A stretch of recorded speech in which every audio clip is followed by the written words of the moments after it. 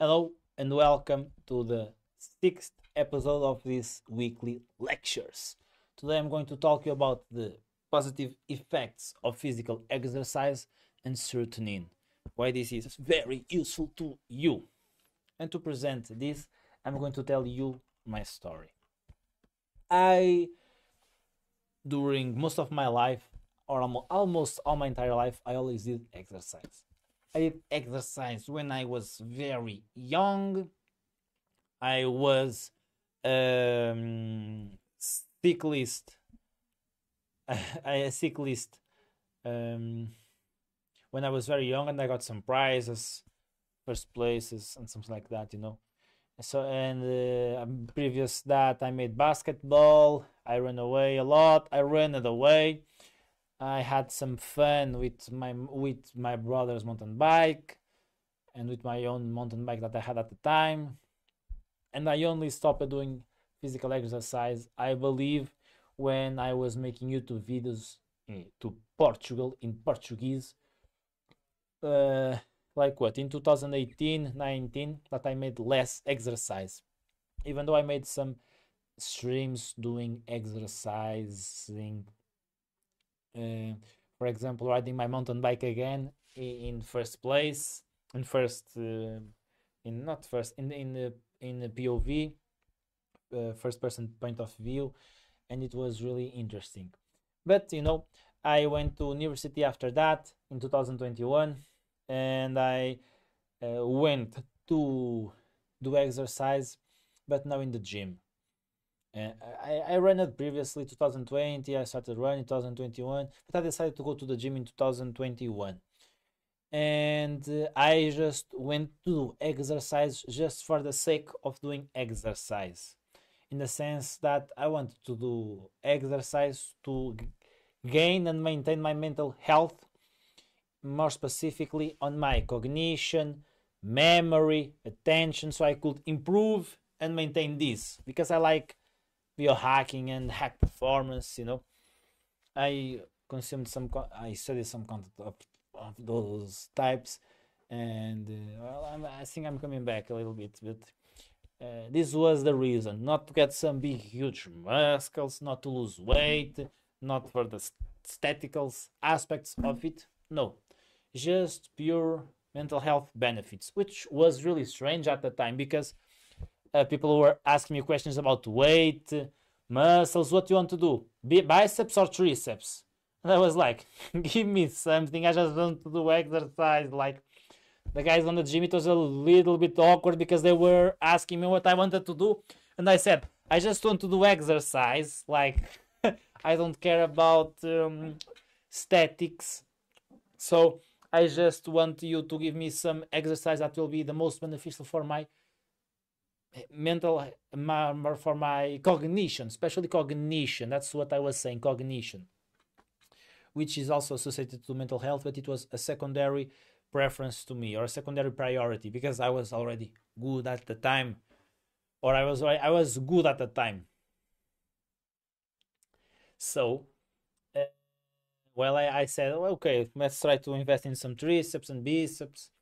But I got some little increase in muscle, but I wasn't even, you know, um, seeing how many inches I grew up in my bicep, and I never went to be a big guy in the gym, nothing even similar like that. So it was interesting. But I noticed at the time that I was feeling that it wasn't so normal or natural to me to go do exercise on the gym every day, because I was just doing for the sake of cognition improvement. And I was already feeling good cognitively, very good, and well-being. Well-being, it also got improved a lot. So I reduced it, like, from 5 times, for example, to 2 times, sometimes one day per week. And I saw the prejudices of that: more lethargic, not feeling very good, or less of a good mood. And I used my second brain to put the story there so I could continue and improve again my motivation to go to the gym. So this is a complement to my subtract neural subtract of knowledge to maintain my my exercise maintenance motivation, and to share you the benefits and to know what to do when you are feeling you are going in the downest direction, the direction that it is not good to feel mentally, cognitively, you know. Even in relationships, this can be a hack. Some simple things can be a hack to improve your mental health, mental being, cognitive functions. So um, I believe this is the time to start. So hope this serves as a little subtract for you to start doing exercise, maintain your exercise, continue to pushing if you hard if you do it. And let me tell you that also this is very interesting and powerful to have as a subtract to maintain your active performance. And also you can pick some small little things. For example, if you have a smartwatch, you can count the BPMs, you know, beats per minute of your heart, and kilometers, those types of small little details that some people use to maintain and see their progress around time, around time, like their weeks and months doing exercise. And that can be really interesting, you know, going from 1 kilometer to running 10 kilometers, you know. That macro goal can be divided by micro goals, so it is sustainable for the person and it has motivation to continue going. But anyways, okay, you know already my second brain, how it is. um of course, today we are not here to talk about it, even though my book, it's really good, you know, modesty aside. I really think it is. So let's start with this. uh, I want to say that I picked it here 3 scientific articles that they have hundreds of citations, that they are still very active, and they make new articles move every year across all the years since they were published. Even in 2024, they are mentioned, and they are coming out new articles that mention these types of articles that I'm going to present here. These types and these scientific articles that I'm going to present here. Okay, so and that's a sign that it is a good scientific article. Okay, it is that it is very differentiated or cited by other and new scientific articles. For example, 2018 article, more than 500 citations, and even in 2024 it gets cited by other scientific articles, and I will link them all in the description if you want to see more judiciously, detailedly what I am presenting here. Okay, also an article from 2003 that is still cited in 2024 and has almost 1000 citations. Okay, effects of acute bouts of exercise on cognition, which we are going to talk about today. So effects of just one single session of exercise, it is still beneficial. It can be even very interesting to use just a single session of exercise to improve your cognition for some specific situation. And also, finally, we are going to talk about serotonin, article from 2007, and is still differentiated in 2024 with more than 400 citations. And the title it is How to Increase Serotonin in the Human Brain Without Drugs, Journal of Psychiatry and Neuroscience. Okay, so let me tell you also that the first two are reviews of the literature. So a review is like picking up all the scientific articles from the databases that the author selected and including them in, let's say, in the review if they surpass some criteria. So if they surpass some criteria, they enter to the review of the authors that published this review. And if they do not fit in some criteria, they get excluded. So we have inclusion criteria and exclusion criteria. And after these inclusion criteria have all their articles in here, then they draw the conclusions that those scientific articles got. And that's how we will have the information that I'm going to present here to you. Okay, so this is based on dozens and dozens and dozens of scientific articles to this big, huge review that it is still being recognized even today, 2024. So it is fruit of lots of people's work, so we could know the benefits of this practice of doing exercise. And I want to tell you that the first article that I'm going to differentiate, it had more than 30k downloads. That's a lot. Okay, more than 500 citations. That's also a lot. Very, very big, huge. So I hope you get some value from this.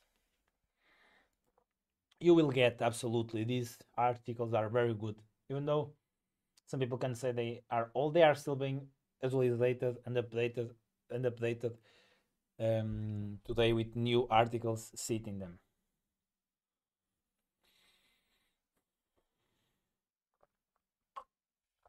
Hope you don't mind the drink.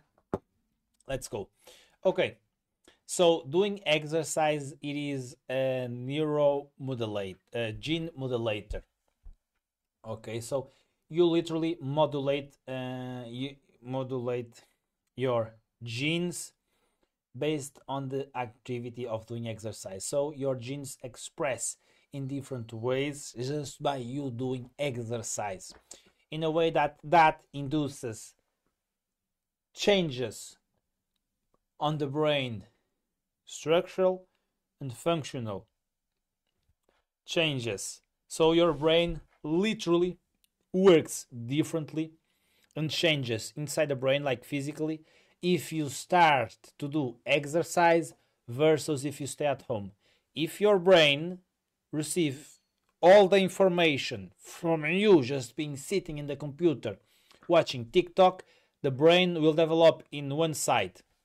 And if you spend all day in the computer but studying and you do exercise, your brain will develop and change structurally and functionally to other side, a more positive and good side. Okay, so that gives lots of cognitive benefits, as you probably know, because watching TikTok all day, well, probably it doesn't make a lot of good structural changes on your brain induced by genes, right? Okay, so you can know that your brain really changes physically depending on what you do, what you consume, what you see. So it's physically. Okay, so it's like if I cut my hand, it changes physically inside, structurally and functionally. So some structures of your brain, for example, hippocampus and your frontal area, they got more neurons, or more, best way to put it out is that they have more gray matter comparing to people that don't do exercise. Okay, so your frontal area, it is responsible for activities, as you already know, from planning to taking decisions, hard decisions. So how I will prepare my week, it is frontal area. How I'm going to plan my week, how I'm going to plan my day, it is frontal area. How am I going to solve this problem? It is the frontal area that takes all the information you have available to take a new final decision, strategic decisions. And it also, the frontal area, it helps inhibit impulsive decisions and emotions, and regulate emotions. So if the person has an impulse to buy something, their frontal area, it reduces to inhibit and say, hey, shut up, that is not a very good decision right now. So doing exercise helps you take lesser stupid decisions and helps you take more wiser decisions. That's one of the reasons I say you are here to get more wiser, dominate your behavior, and become more intellectual. This is one of the reasons you applying this knowledge will make cognitive, functional, and structural changes to your brain. Take these in consideration and apply physical exercise in your life. You won't regret it for sure. Also, it promoves neuroplasticity. So it is the capacity for the brain to adapt to new situations and learn faster. For example, I am presenting here with new information every day, studying. So my brain has to adapt to this new information to fit in my nervous system and to explain it in a beautiful way to you. So neuroplasticity, I have to adapt and see how that fits on my previous knowledge and adapt so I can communicate information to you in a very fast way, in a way that you understand and it's easy. And my brain changes functionally and it works differently if I study compared to if I not study. And if I do exercise, no doubts that I will learn faster comparing to somebody that studies but don't do physical exercise, if we measure just by this variable of exercise. Okay, so it is this capacity to adapt to new situations. Also, my structural area will change too. Okay, so this capacity to adapt and absorb this information, physical exercise will help too. Also, it is a protector of neurodegeneration. So for example, the myelin sheet, it is like a sheet that is around the axon. The axon, it is like a bridge to transmit information. So you have a neuron that receives information here from another neuron in the synapses, and you have, let's say, the bridge that transmits information to the end of the neuron, where we have these in English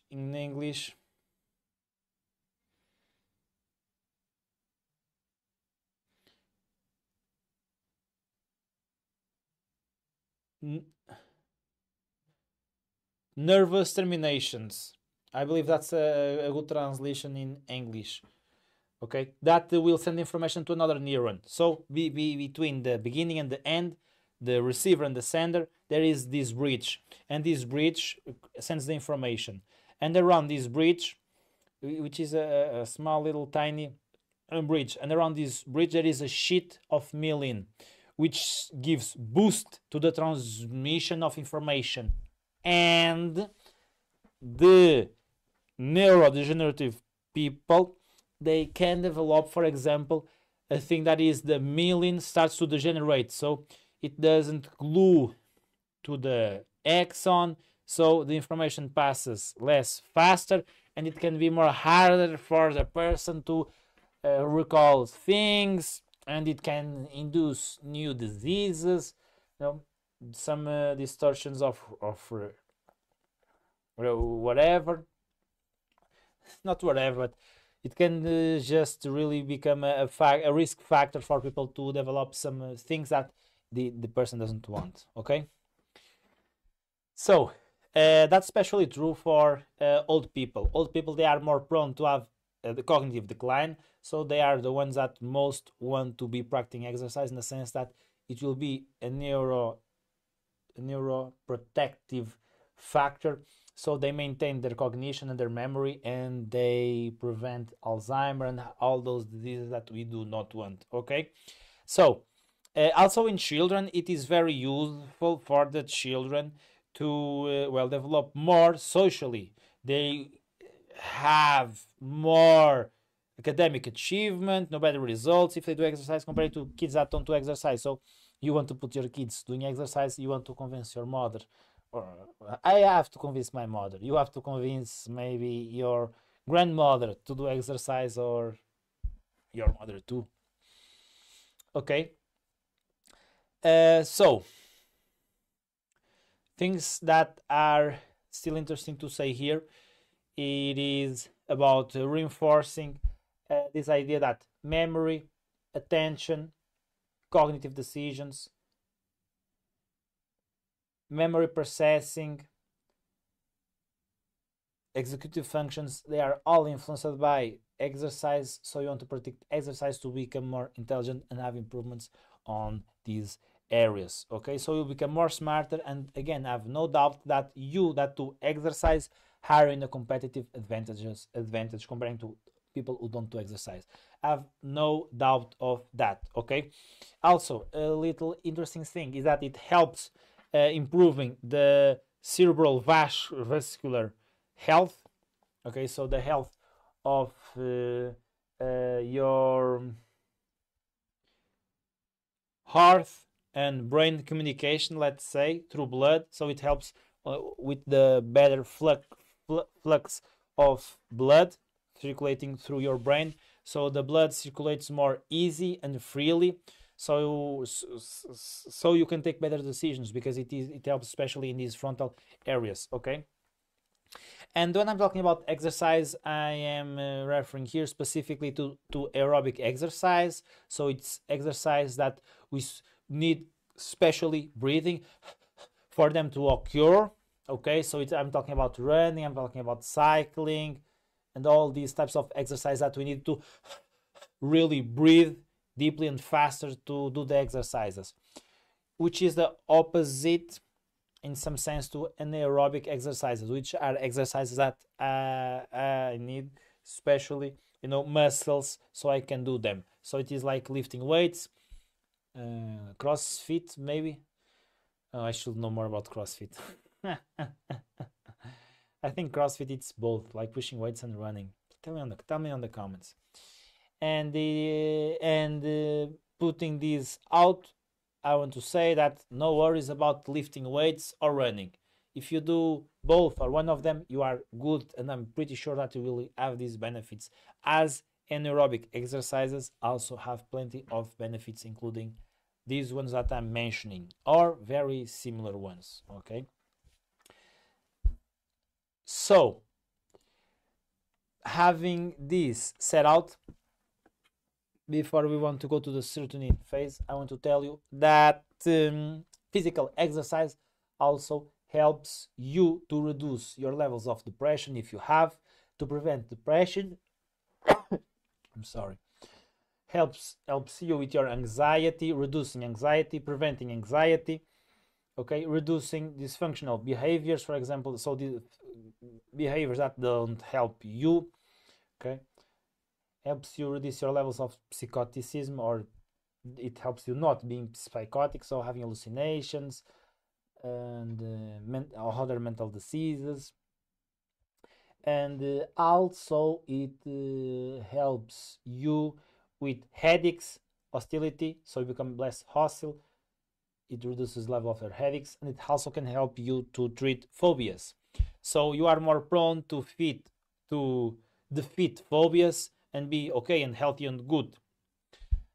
One of the reasons for that, we can see that it is well because your rational reason is functioning more well, it's functioning better, so you can take more better decisions and be more rational comparing to the fear, the part of fear that is inside of you, which is from the amygdala. So you can be more courageous to fight your fear, and that learning to your amygdala saying, hey, this is not so fearful because I'm fighting it, I'm exposing myself to the fear, and I'm not having any prejudices. So that help. And also because physical exercise helps improving some gray matter on the hippocampus, well, that learning will solidify in your brain long term better, because it is not just exposing yourself, it is exposing yourself and the brain learning that, meaning the brain learning that, oh, I exposed it, nothing happens, let me remember that, so next time I have less fear. That happens. That's precisely how it happens. But it needs to happen with repetition to solidify on the brain. And if it does not solidify, well, the person will have more fear again. So physical exercise helps you with that. Besides that, with the mood and well-being. Okay. Also, I want to tell you about the Yerkes-Dodson law. So I'm going to open my pen here. Yerkes-Dodson law. The Yerkes-Dodson law is a very interesting law that it can be applied to doing physical exercise. So we can put here effort, and here we can put improvement. For example, in the cognitive function. You can put this to one single session of physical exercise, okay? So the person starts, and depending on the effort, there's an optimal time where the person will get the most amount of benefits from doing exercise, which is this area right here, approximately, like the ring bell, like a ring bell graph. So here it is when the person gets the most improvements on their cognitive capacities from doing exercise, which is directly related to effort. But there's a linear where that effort, if it is still maintained and continue, it will reduce the improvement on the cognitive capabilities of the person.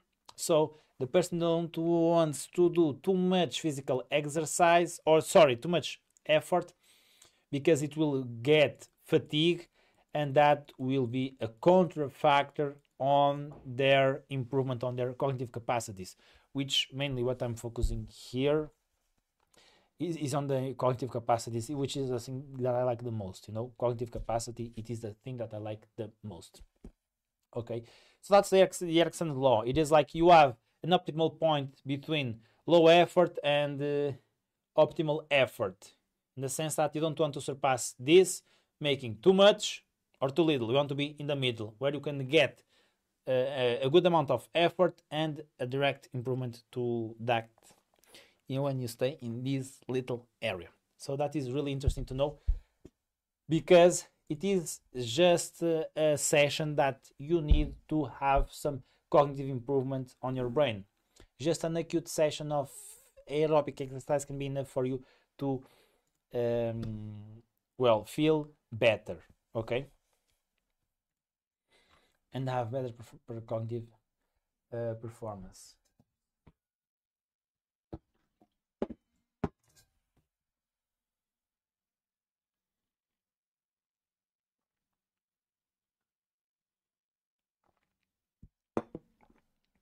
Paul MacLean model from one of my previous lectures. I hope you remember. Master your behavior. I'm mastering mine. Okay, let's go to serotonin. Serotonin is a very enthusiastic topic for me, because I like too much. Not too much, I like a lot.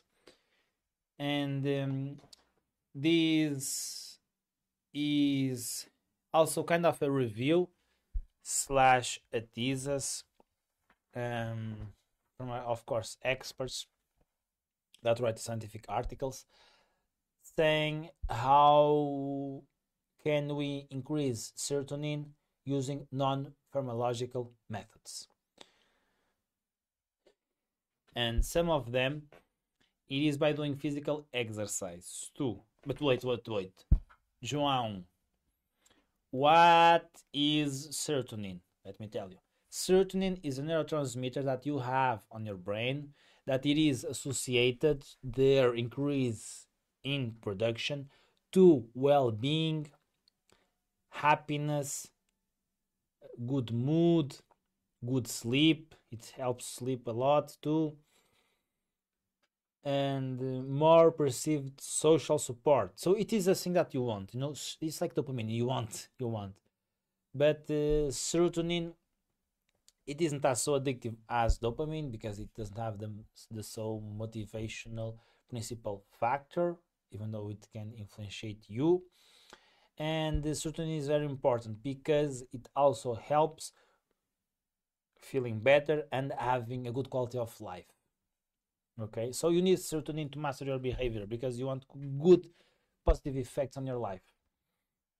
Okay, So, ways to increase serotonin, it is to do physical exercise and also light exposure. And I'm going to talk about the effects more specifically and the negative effects of low serotonin in a moment.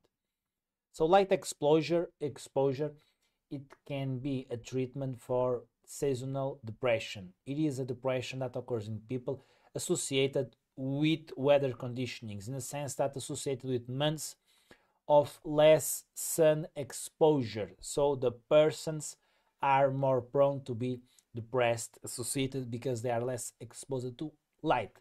And that will influence the production of some neurotransmitters like dopamine and also serotonin, which also it is influencing the circadian rhythm, which dictates the rhythm of your sleep, like when your body knows it is time to sleep, wake up. So it helps you enter on deeper states of sleep, so you can have better recovery and memory benefits, comparing to if the person goes to sleep in wake up states. Okay, so it helps with that. And that can be a way for you to increase your serotonin, is to light exposure during the sun. So increasing serotonin also helps you reducing the levels of depression. It also a protective factor against depression, helps with anxiety, okay, and it also associated with less mental disturbances, okay. It even helps if you have like post-traumatic stress. It can decrease the levels of the impact that the event had on you, okay. So talking about the bad side, of having low serotonin, it is associated with negative emotions. Low serotonin, it is associated with negative emotions. So as it is associated with negative emotions, it is also making the person more prone to develop mental health issues like depression, okay, and something like that, which increases the probability of the person, well, increasing suicide and depression are some problems that the person can be more susceptible to if they have low serotonin, which leads to more negative emotions, which leads to physical and mental diseases, okay, which can lead to the person be more prone to depression and suicide. Guess what? For 2 decades. Can you believe that? Low serotonin, low light exposure, more negative emotion, more tendency to have physical and mental diseases, more prone the person to be and have depression for next 2 decades. That's a lot. You want definitely to go out and take some sun, especially when you wake up, because it helps you to regulate your circadian rhythm, okay. So this was based on these dozens of studies made from the past years, okay. And based on that, I want to say this really special thing. It is that the National Health Institution from the United Kingdom recommended therapists to use these non-pharmacological methods, more specifically the exercise to increase serotonin, as a way to fight depression. Okay, so they are replacing pharmacological methods to non-pharmacological methods, and being one more specific, physical exercise to defeat and fight against depression. So see what that does to you, man. It's really amazing and impressive. Okay. So what can I tell you? that can blow your mind or be potentially interesting to you. I think what I can also say it is that just by moving it can helps the firing of neurons to release serotonin, which can help you. So just a walk can be interesting to do, even though you can't do exercise a lot of time when you start.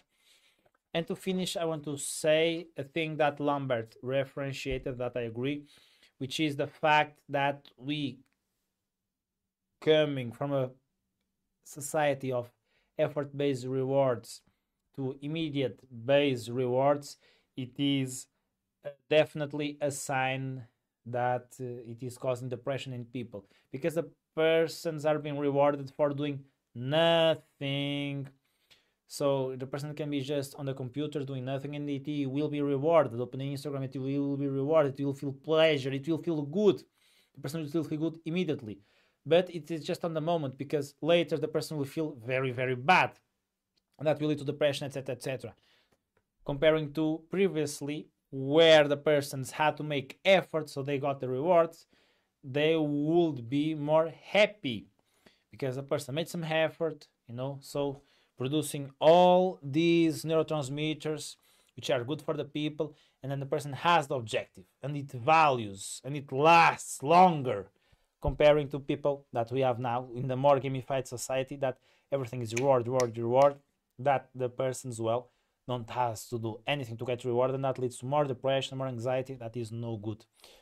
Having a gamified society, I don't know what will make to us, but definitely is not making good. We have so many high levels of depression, like more than ever. So yeah, let's see how we go. But that's it for today. Remember that links for these reviews and scientific studies are in the description. I hope I helped you and you got some value. Thank you so much, and as always, good luck.